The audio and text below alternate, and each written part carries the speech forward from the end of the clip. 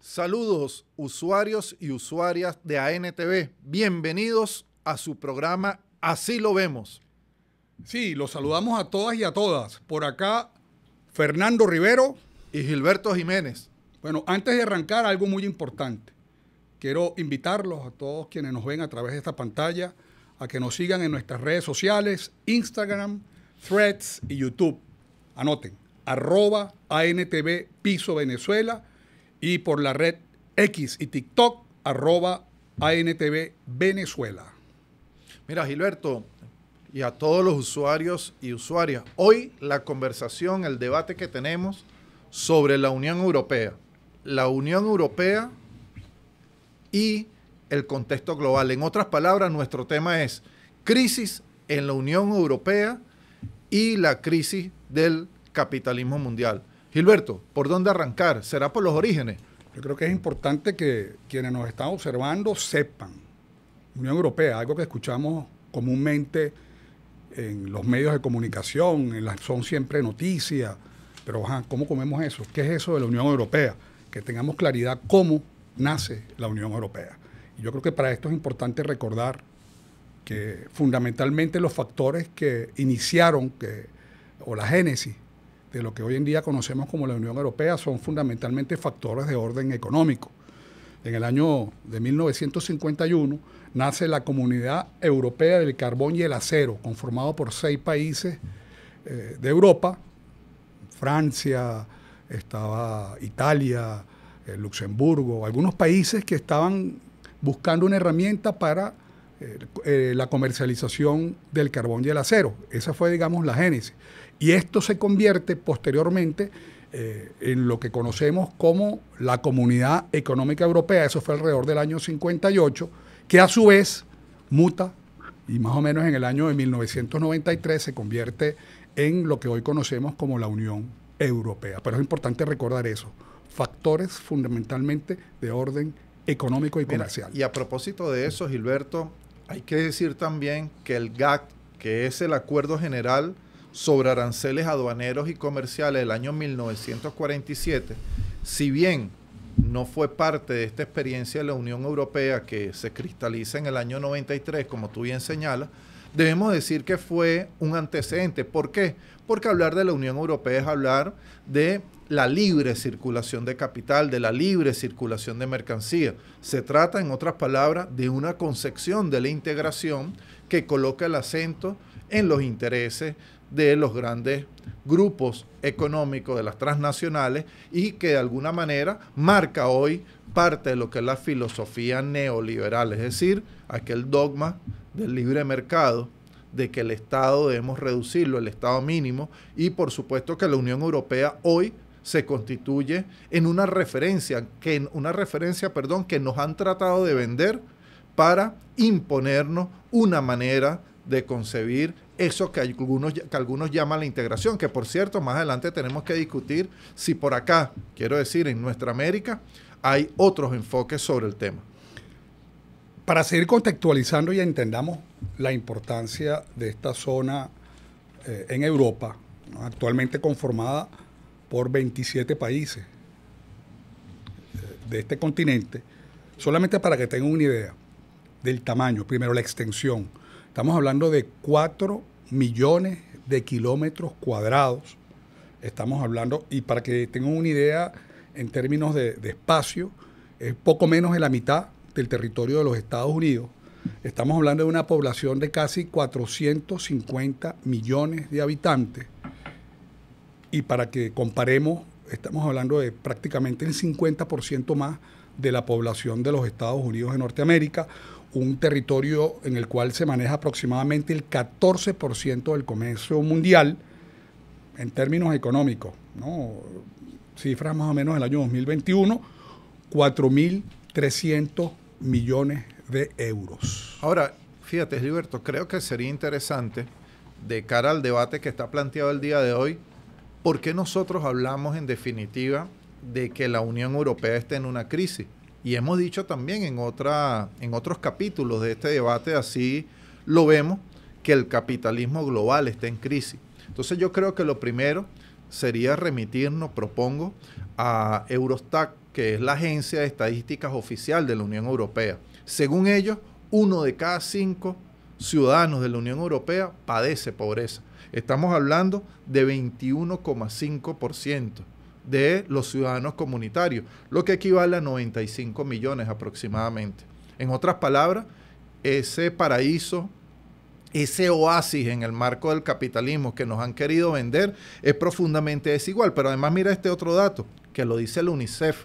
Claro, aquí incluyen a toda Europa y de pronto alguien podría decir, bueno, pero es que ese dato del informe de pobreza infantil en medio de la riqueza del año 2022 no da cuenta de lo que está ocurriendo. Pero los países más ricos de Europa, por ejemplo, Reino Unido, Francia, Noruega y Suiza, es allí donde más ha aumentado la pobreza infantil. Pero dentro de la Unión Europea, además, tenemos estados muy débiles desde el punto de vista económico, como Grecia, entre otros, y estados muy fuertes como Alemania. Es decir, hay grandes asimetrías, grandes desigualdades. Entonces creo que allí es importante, digamos, puntualizar algunos aspectos de esa crisis, porque eso nos va a indicar, Gilberto, por qué nosotros afirmamos que la Unión Europea está en crisis. Lo que tú acabas de comentar, sin duda alguna, deja en evidencia algo que tú mencionabas que es fundamental resaltar, que es el tema de la crisis del capitalismo mundial. Supuestamente lo que impulsa la creación de la Unión Europea en el año 93, con la firma de aquel tratado de Maastricht en Países Bajos, es buscar esa unidad económica, desde luego política también, pero fundamentalmente de orden económica, para combatir la pobreza, para luchar por la democracia, los valores fundamentales del ser humano, y prácticamente muestra sus costuras, lo que tú acabas, las cifras, que repito, vienen de la misma Unión Europea, ¿no? como fuente de datos que son importantes considerar, y que es evidente, hay una situación que se repite, es decir, es algo atribuible definitivamente al modelo económico, político, que rige, en este caso en Europa, que es lo que estamos discutiendo hoy, porque lo mismo podemos verlo en los Estados Unidos, que de alguna forma nos han vendido como el gran modelo de desarrollo, la gran economía, y es evidente que esos niveles de desigualdad social son palpables dentro de los Estados Unidos de Norteamérica. Sí, Gilberto, y fíjate, nos dice el Fondo Monetario Internacional en su informe del año 2023, ahorita de diciembre, que se llama Proyecciones de la Economía Mundial, que la Unión Europea va a pasar del 3.3% que creció su PIB en 2022 a 1,2%. Es decir, hay un declive notorio que está por debajo de la media mundial, pero su impacto en la economía además lo podemos ver reflejado en lo siguiente. Hoy China, a diferencia de la Unión Europea, que en otrora fue una gran locomotora junto a los Estados Unidos y otros países del crecimiento del PIB mundial, hoy, dice el Fondo Monetario, del 2023 al 2028 será China el país que más aporte. En otras palabras, el PIB de la Unión Europea va en declive, su influencia también, pero ¿y qué tal decir de lo que pasa en África? Siempre el tema económico, porque es evidente que parte del crecimiento que han tenido los países que conforman la Unión Europea, primero por su pasado colonial o colonialista, es evidente que utilizaron y expoliaron, saquearon a África. Digamos, ese ha sido como el patio trasero de los países que conforman la Unión Europea. Sí, claro, Gilberto, y estoy de acuerdo contigo. Ahora, habría que tocar, creo yo, para explicar cómo geopolíticamente también la Unión Europea viene perdiendo incidencia, los retrocesos que han tenido allí en África. Hemos visto cómo, por ejemplo, Burkina Faso, Mali, Níger, entre otros países, se han venido distanciando de, digamos, los dictámenes de la Unión Europea. En Libia, a pesar de la intervención militar que derrocó y asesinó al presidente legítimo de ese país, hoy Libia también se encuentra sumergida en el caos, pero al mismo tiempo pareciera que la Unión Europea no logra controlar ese país de África. Más hacia abajo, en el sur, Sudáfrica, vinculada a los BRICS. Pareciera en definitiva que en el África también han perdido una influencia que en otrora fue muy notable, que en otros momentos fue muy marcada. Fíjate, hay un tema que ha sido recurrente, que hemos mencionado en los diferentes programas que hemos realizado, que es el tema de los focos de resistencia en el mundo entero, ¿no? De alguna forma que reivindican la dignidad de los pueblos, sobre todo que levantan su voz, que se hacen sentir en contra de las hegemonías. Así como los Estados Unidos de Norteamérica ven a nuestro continente latinoamericano y caribeño como su área de influencia natural para edulcorarlo, ¿no? Para ponerlo bonito, pero estamos hablando que ellos nos han considerado históricamente su patio trasero. Esta área que tú acabas de mencionarte, África, es prácticamente el área de influencia natural, no solamente por la cercanía geográfica, sino porque justamente ha sido África una fuente de riquezas y de materia prima fundamental para impulsar todo el tema industrial en Europa. Pero yo quiero hacer mención a los focos de resistencia, a los que reivindican la dignidad de los pueblos. Y yo creo que honor a quien honor merece, hay que seguir muy de cerca, aunque es algo que no está mediatizado, desde luego. Los grandes medios internacionales son manejados por quienes manejan el capital, y quienes manejan el capital son los poderes económicos y están muy cercanos a los intereses de estos hegemones en Europa. No visibilizan, no existe lo que está ocurriendo en África, porque evidentemente es un muy mal ejemplo para los demás países de África. Entonces yo creo que es importante siempre resaltar lo que está ocurriendo en Burkina Faso, que en días pasados, por cierto, la República Bolivariana de Venezuela ha ido estrechando nexos con Burkina Faso. Se firmaron más de 20 acuerdos de cooperación bilateral con Burkina Faso.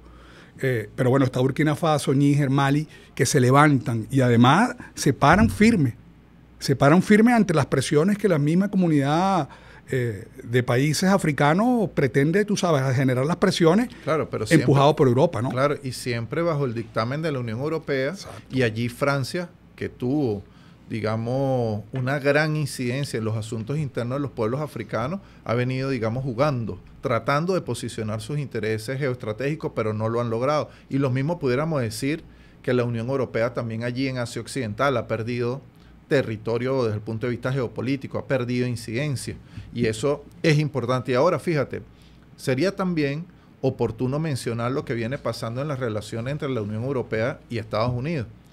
Antes de estallar el conflicto entre la OTAN y la Federación de Rusia, el conflicto que se desarrolla en torno al territorio ucraniano, allí vimos cómo el gas que provenía de Rusia se importaba por parte de la Unión Europea a un precio más bajo. Hoy, lamentablemente para los pueblos de la Unión Europea, ese gas natural ahora proviene de los Estados Unidos, es gas natural licuado, pero además a un costo mucho más elevado. Hemos visto el cierre de empresas, hemos visto cómo las medidas coercitivas unilaterales impuestas tanto por Estados Unidos, Reino Unido y la Unión Europea han venido, digamos, generando consecuencias negativas para los pueblos de la Unión Europea. En definitiva, todo parece indicar que hoy la Unión Europea se subordina por completo a los planes que define la Casa Blanca, en detrimento inclusive de la estabilidad política de sus gobernantes, de sus países, y la reputación de sus gobernantes. Estabilidad política y la calidad de vida de los pueblos europeos, quienes a fin de cuentas son quienes terminan pagando las consecuencias de las decisiones de los políticos de los países. Tú lo decías, Europa de alguna forma rigió los destinos de la humanidad y hemos visto cómo se han venido a menos en el tiempo, ¿no? Ahora hay grandes esfuerzos por parte de la Unión Europea de recuperar espacios en nuestro continente latinoamericano y caribeño. Están perdiendo, como lo acabas de decir, fuerza e influencia en África, lo mencionabas igualmente en Asia Occidental, justamente porque en el trasfondo han perdido identidad, se han convertido prácticamente en hacedores de las políticas que rige el Departamento de Estado norteamericano y siguen pagando muy caro todo este tema de las medidas coercitivas en contra de la Federación de Rusia, que de manera muy solapada fue construyendo todo ese andamiaje para suplir de energía barata, gas fundamentalmente, a Europa. Se creó una especie de dependencia que ahora es evidente con lo que tú acabas de mencionar, ¿no? Esa explosión del Nord Stream. Nord Stream 2. El Nord Stream 2, que es parte de ese juego, ¿no? Para cercenar la posibilidad, para romper los canales de ese flujo de combustible, en este caso de gas, hacia Europa. Barato, lo decías tú. Ahora quienes se están frotando la mano son grupos económicos de apellidos muy conocidos en la élite política de los Estados Unidos, ¿no? Incluso estuvieron en el gobierno de los Estados Unidos recientemente, hace unos años, que son quienes tienen el negocio del gas licuado, que ahora están pagando el pueblo europeo a prácticamente el doble del costo de lo que anteriormente hacían, ¿no? Y lo peor es que siguen haciendo el juego. Recientemente vimos como la Unión Europea comenzó también a implementar medidas coercitivas de manera unilateral en contra de Irán, porque supuestamente se comprobó con una investigación que Irán estaba entregando equipos militares a la Federación de Rusia. Eso que llaman drones, ¿no? Ahora equipos de alta tecnología. Pero seguimos viendo cómo el juego geopolítico, ¿no? Cómo la influencia del Departamento de Estado norteamericano sigue metiendo en problemas, porque eso no es casual, eso no es algo que nace de la iniciativa europea, y sin duda alguna ahí están los hilos del poder de los Estados Unidos. Ahora, el Departamento de Estado también, en su concepción de las políticas en materia internacional y particularmente la estrategia de seguridad nacional de Biden, aprobada en el 2022, que considera a China un peligro antisistémico, hoy la Unión Europea, a pesar de los lazos estrechos con China, a pesar de lo que puede significar incluso para el comercio, que anima desde luego a los grupos económicos de Europa, eso que está enmarcado en la ruta y la franja de la seda se ha convertido también, digamos, en un proyecto polémico donde las élites de la Unión Europea nuevamente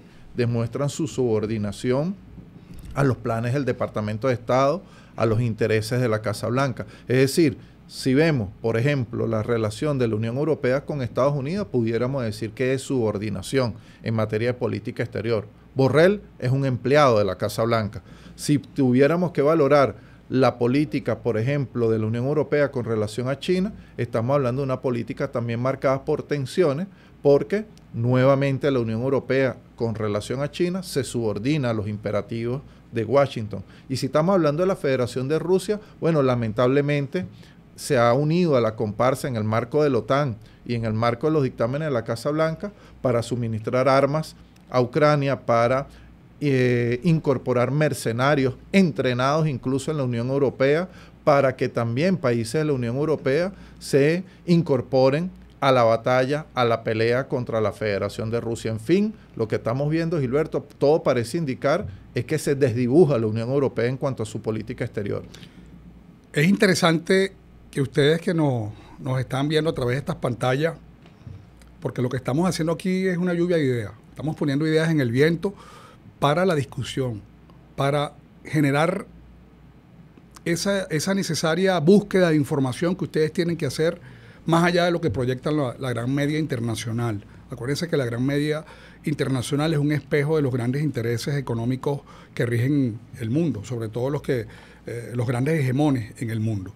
Tú mencionabas la relación de China, y esto es interesante en este tablero de la geopolítica, porque la Unión Europea es el primer socio comercial de China, y de manera inversa, China es el segundo aliado comercial de Europa. Y esto es interesante verlo, porque si bien es cierto, todo este conflicto que se ha generado en Ucrania, entre los países occidentales y la Federación de Rusia, tenían un trasfondo de debilitar a una economía emergente. ¿Qué va a pasar con China? Es evidente que una de las máximas en este juego de las confrontaciones internacionales es no abrir varios frentes al mismo tiempo. Pero ¿cómo frenar?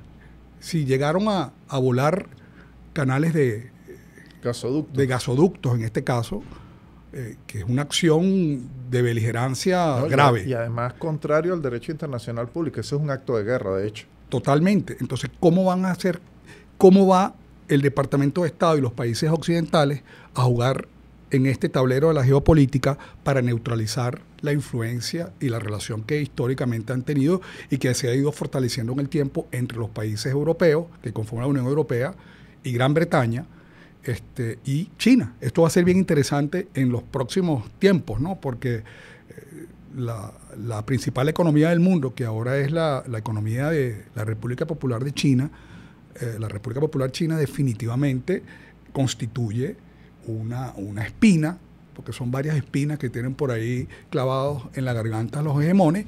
¿Cómo van a hacer el manejo para neutralizar el avance que tiene China en su forma de relacionarse, la manera de influir en las diferentes economías y los diferentes escenarios políticos en el mundo? Tienen una fuerte presencia en nuestro continente latinoamericano y caribeño, estamos hablando de China, y por otro lado, es visto que hay grandes inversiones que está realizando China en África, pues con una visión de impulsar el desarrollo en esos países. Y esa política de China contrasta con, por ejemplo, lo que hace la OTAN, ¿no? Esta organización del Atlántico, ¿no? Que mientras que China hace con grandes cantidades de dinero, con inversiones, para impulsar el desarrollo en países que la están pasando muy mal, contrasta pues con esta visión de injerencista, digamos, de mover tropas armadas, que generalmente se utiliza la OTAN para neutralizar a países que les son incómodos. Sí, fíjate, por ejemplo, acá en América Latina y el Caribe, Josep Borrell, alto representante de la Unión Europea para la política exterior y para la seguridad y defensa, ha venido planteando la necesidad de un acercamiento con esta región y ha dicho el año pasado, RUP 2023, el plan para acercar, digamos, a la Unión Europea, que no es otra cosa, y esto hay que leerlo con precisión, que reposicionar los intereses geoestratégicos de la Unión Europea acá. Y lo ha dicho acá en nuestro continente, que ellos pretenden, digamos, desplazar a China, aminorar la influencia de Rusia y también de la República Islámica de Irán acá en esta parte del mundo. En definitiva, han tratado, incluso lo han hecho con el caso de Mercosur. Con el Mercosur han tratado de imponer un acuerdo de libre comercio que no ha sido del todo, digamos, del consenso. Mejor dicho, no ha sido del consenso y por eso no ha terminado de ser suscrito. Pero detrás de eso, los grandes recursos naturales de la región, la incidencia geopolítica que quieren aumentar acá en esta parte del mundo. En definitiva, con relación a América Latina y el Caribe, también una política de agresiones permanentes como la que vimos, que se aprobó recientemente, creo que fue allí en el Parlamento Europeo, donde se votó, digamos, violentando el derecho internacional público y particularmente el ordenamiento jurídico de Venezuela, se votó una resolución, un acuerdo que lesiona, por supuesto, los intereses y la soberanía de la República Bolivariana de Venezuela. Que yo creo que el grave problema que tienen los países europeos y el Departamento de Estado norteamericano es que no terminan de entender, y en el caso particular de Venezuela, que nosotros dejamos de ser colonia hace muchísimos años, ¿no? Pero yo creo que es importante, ojalá este programa que estamos haciendo pueda llegar a Europa a través de las redes sociales, no se olviden de YouTube, y ellos puedan enterarse que Venezuela dejó de ser colonia hace mucho tiempo. Ellos, esa política avasallante que ellos tienen, donde pretenden tutelar. Yo creo que lo que están haciendo de manera directa es que pretenden simplemente tutelar y además se intrometen como si fuera asunto nuestro las cosas que suceden. Yo creo que hay suficientes problemas dentro de Europa que ellos deben atender. Tú hablabas del tema de las desigualdades sociales, por ejemplo, porque más allá de los capitales, hay algo que es muy importante por encima, y esto es bueno que también se recuerden los jefes de Estado de estos países, que está por encima de los capitales, que es la gente. La gente no la está pasando bien, hablo del pueblo europeo, ¿no? Producto justamente de todas las políticas y de las medidas coercitivas que vienen aplicando. sin duda alguna fue un disparo en el pie lo que ellos hicieron, un boomerang que lanzaron con el tema de tratar de bloquear y de sancionar a la Federación de Rusia, que había sido un aliado importante. Y allí debemos decir, en mi modesta opinión, el gran perdedor de la confrontación, mira, disculpen aquí que el teléfono no lo habíamos apagado. Producción, es importante pero ya recordarle que tienen que poner los teléfonos en silencio. No, ya hemos corregido. Listo. Sé que igual me va a regañar producción al salir, pero bueno, corregimos. No cobra. Fíjate, no, pero te iba a decir, Gilberto, y a los usuarias y usuarios de ANTV, que el gran perdedor del conflicto entre la OTAN y la Federación de Rusia es Europa. Si algo debemos hoy sacar como conclusión de ese conflicto es que quien ha perdido terreno en todos los ámbitos, quien ha perdido, digamos, un socio comercial, quien ha lesionado su seguridad energética, quien ha lamentablemente para los pueblos de Europa sufrido las consecuencias económicas de esa confrontación ha sido precisamente la Unión Europea. Y esto por seguir los lineamientos que se dictan en la Casa Blanca. Nosotros abogamos definitivamente porque de alguna forma los pueblos, lo hemos reivindicado en varias conversas que hemos tenido, Fernando, que sean los pueblos que puedan elevar su voz, que se hagan sentir ante sus gobiernos, para que la élite política, lo que dirige la política exterior de los diferentes países, puedan entender que más allá de un interés económico está la gente, ¿no?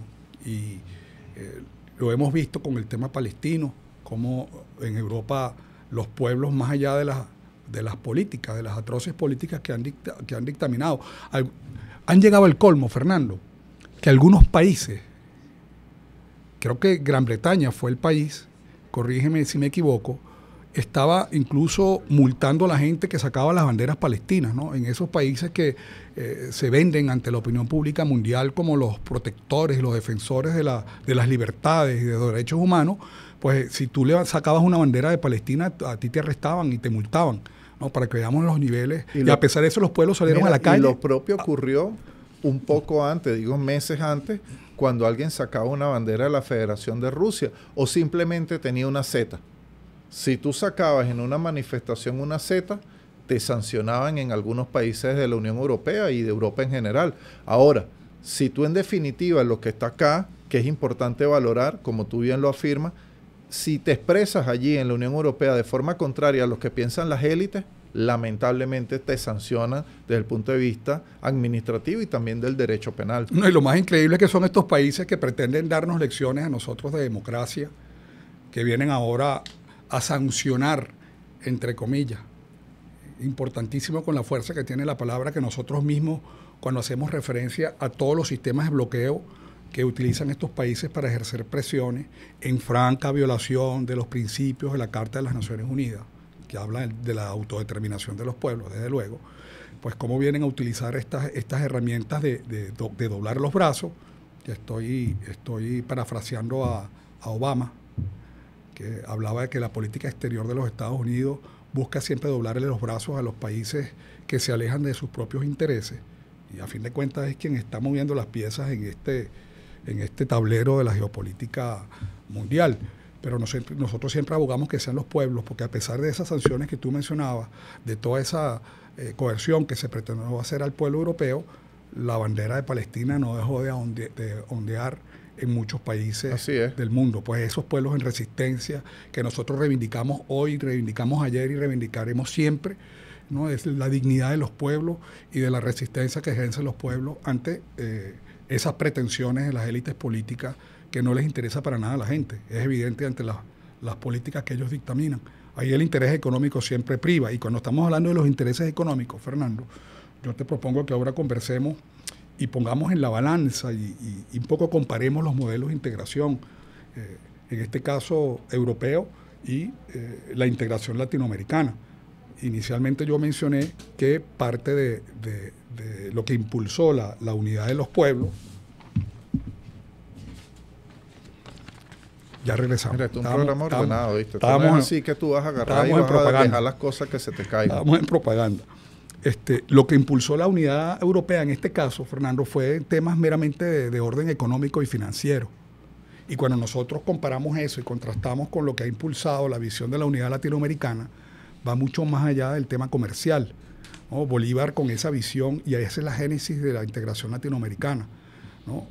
Ya Bolívar en un momento lo dijo: los Estados Unidos parecen destinados por la providencia para plagar la América de miserias en nombre de la libertad. No olvidemos eso. Y ante esa visión de lo que iba a constituir los Estados Unidos en un momento determinado, adelantado a sus tiempos, con esa visión de futuro, buscaba esa unidad latinoamericana para hacer un gran bloque que pudiera de alguna forma equilibrar esa relación de poder con los Estados Unidos. Es decir, que había una visión fundamentalmente de orden político, que buscaba la integración de los pueblos latinoamericanos. Y también frente a la Santa Alianza. Recordemos que en el Congreso Anfictiónico de Panamá, Bolívar se planteó por una parte los peligros que significaba esa coalición de monarquías que pretendía volver a retomar los territorios coloniales de lo que hoy conocemos como América Latina y el Caribe. Ahora, producción nos dice que ya se nos acabó el tiempo, pero antes de pasar a las conclusiones, Gilberto, yo quería proponer que en el marco de eso que tú estás diciendo, de los enfoques de integración, primero, dos ideas y luego, bueno, nos vamos a las conclusiones. Tú lanzas las tuyas y yo propongo las mías.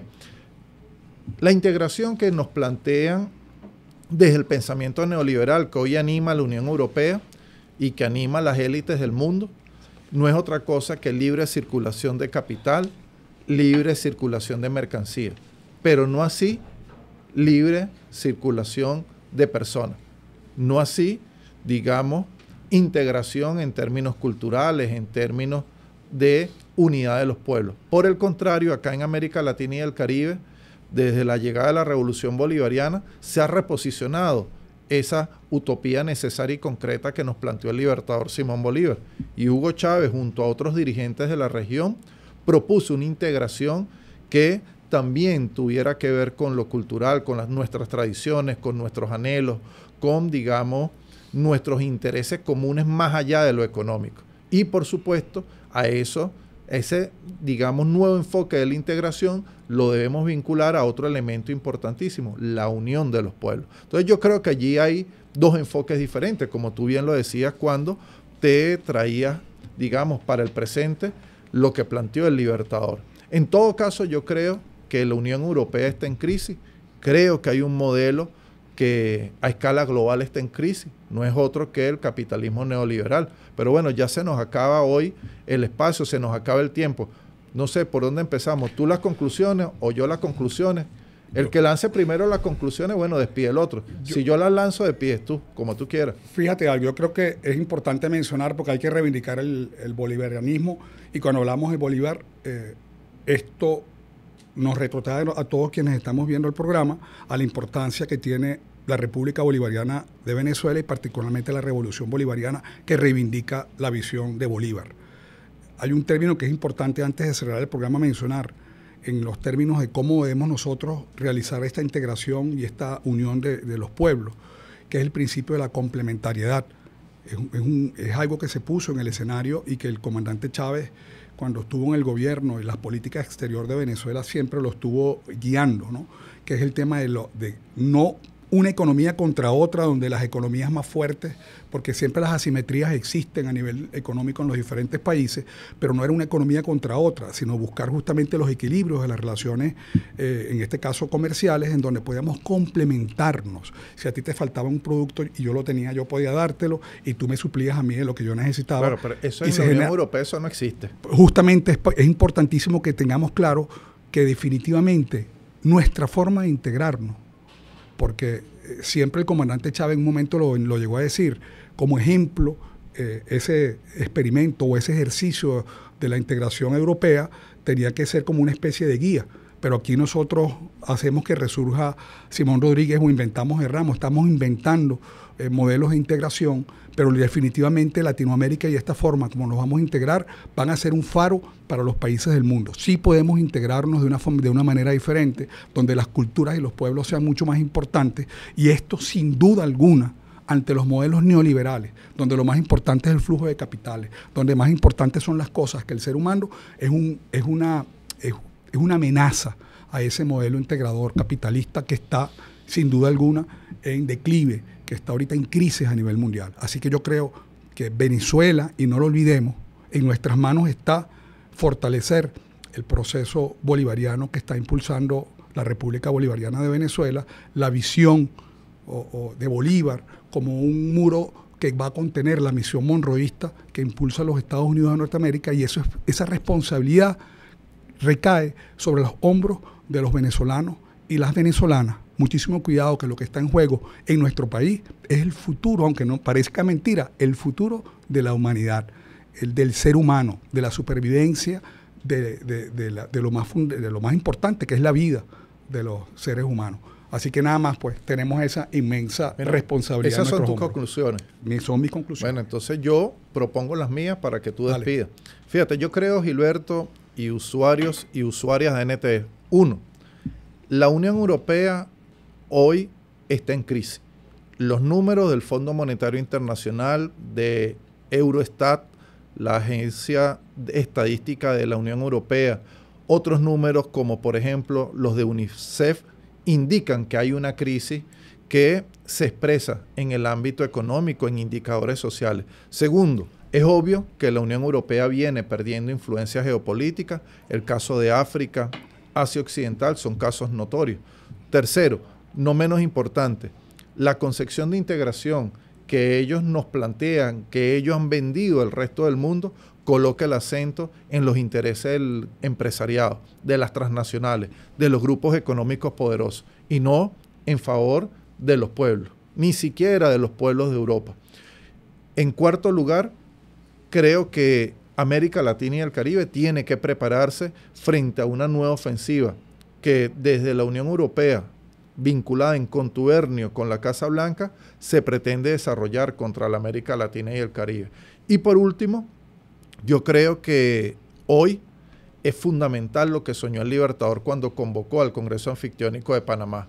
Bolívar planteó una gran alianza de los pueblos de nuestra región, antes colonia española, los pueblos que teníamos y que tenemos la misma historia, que tenemos tradiciones culturales convergentes, para que en tiempos de paz, incluso en tiempos de guerra, podamos hacer grandes aportes al mundo del siglo XIX, pero Bolívar fue un visionario. También podríamos decir que al mundo de hoy. En consecuencia, Bolívar no se equivocó cuando nos planteó América es la esperanza del universo. Y yo creo que eso es importante porque está en relación íntima, Gilberto, con lo que tú planteabas. De lo que hoy hagan los pueblos de América Latina y el Caribe, dependerá en buena medida el futuro de la humanidad.